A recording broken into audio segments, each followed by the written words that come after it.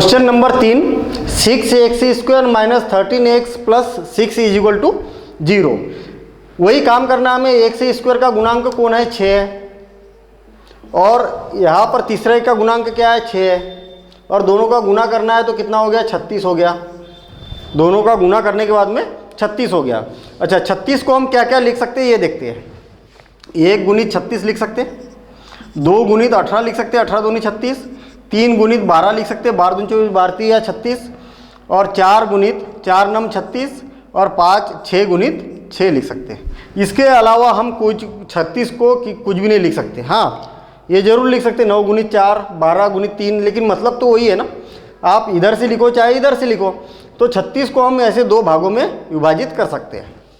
बहुत सारे हो गए, 1 2 3 4 5 प्रकार से हम 36 को लिख सकते हैं। अब हमें ये देखना है कि दोनों का योगफल या अंतर 13 आना चाहिए। देखना है ये दोनों को अगर जोड़ा जाए तो 13 आ रहा क्या? नहीं आ रहा, 37 आ रहा। घटाया जाए तो 35 आ रहा, जबकि हमें चाहिए 13, तो ये कैंसिल। दोनों को जोड़ा जाए तो 20 हो रहा, घटाया जाए तो 16 हो रहा, कैंसिल।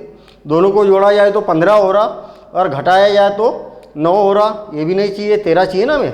दोनों को जोड़ा जाए तो कितना हो रहा? 13 हो रहा। इसका मतलब ये काम का है, ये हमारे काम का है। अभी यहाँ देखना लिखने का तरीका। 6x² और क्या क्या बना? 4x और 9x plus 6 is equal to 0। बिल्कुल सिंपल काम है। दोनों का योगफल या अंतर ये बीच वाले के बराबर होना चाहिए, तो उस पर मैंने गोला लगा दिया। और ये इस प्रकार से 4 और 9 है, तो मैंने 4 लिख दिया और 9 लिख दिया, दोनों के साथ में 1 को लिख दिया। अब दोनों के बीच में ऐसा चिन्ह लगाओ कि -13 है, तो दोनों जोड़ना भी चाहिए और चिन्ह भी माइनस आना चाहिए, तो दोनों के बीच में माइनस लगा देंगे। अब 2 की जोड़ियाँ बनाएंगे। ऐसे एग्जाम में चिन्ह नहीं लगाना है, ये केवल मैं आपको समझाने के लिए बता रहा हूँ। दोनों में से क्या उभयनिष्ठ निकल रहा? एक तो 1 से निकल रहा। ये 6 को 3 गुणित 2 लिख सकते ना, इसको 2 गुणित 2 लिख सकते हैं, तो 2 दोनों में है, तो 2x बाहर निकल गया, तो यहाँ बचेगा 3x माइनस 2, माइनस इसमें से 3 निकल रहा बाहर, तो 3 3 9 बचा, x minus 2 is equal to 0। इस स्टेप को और एक बार समझ लेना आप। यहाँ पर देखना 6 को मैं लिख सकता हूँ 3 गुणित 2, x² माइनस 2 गुणित 2 लिख सकते हैं हम, x माइनस 9 को लिख सकते हैं 3 गुणित 3, x प्लस 3 गुणित 2 लिख सकते हैं। यहाँ पर देखते हैं हम दोनों में क्या है। एक तो 2 दोनों में है, तो देखिए ना 2 बाहर निकल गया। अच्छा, दोनों में क्या है? एक x से इसमें, यहाँ 2x है ना, तो एक x से इसमें भी है, एक x से इसमें भी है, तो ये भी बाहर निकल गया। तो यहाँ क्या बचा? ये 3 बचा, और एक x बचा, और यहाँ पर 2 बचा, यही तो लिखा है मैंने।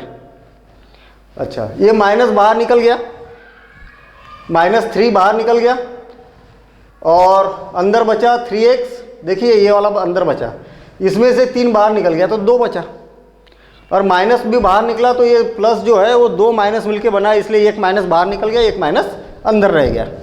तो इज इक्वल टू हम इसमें से 3x माइनस 2 कॉमन निकालेंगे। देखिए ना, इसमें भी और इसमें भी, ये हमेशा होगा, हमेशा उभयनिष्ठ निकलेगा इसमें से एक गुणनखंड। और 2x माइनस 3 बचा, इसमें 2x बचा, इसमें -3 इक्वल टू 0। तो हम इसको लिख सकते हैं, तब इसके बराबर से शून्य होगा या इसके बराबर से शून्य होगा, तो 3x minus 2 is equal to 0 या 2x minus 3 is equal to 0 होगा। तो 3x इज इक्वल टू 2 या 2x इज इक्वल टू 3 होगा, या हम इसको लिख सकते हैं x इज इक्वल टू 2/3 या x बराबर से 3/2 होगा। देखिए ना, 2 नीचे जाएगा, 3 गुना होके यहाँ से 3 नीचे जाएगा। अतः अभीष्ट हल क्या होगा? x इज इक्वल टू 2/3 या 3/2 होगा। कुछ बच्चे यहाँ पर आंसर गलत लिखते हैं, यहाँ कामा लगा देते, कामा नहीं होगा, या तो ये होगा आंसर या तो ये होगा। तो इस प्रकार से हमें आंसर लिखना है। तो हम चलते हैं नेक्स्ट क्वेश्चन की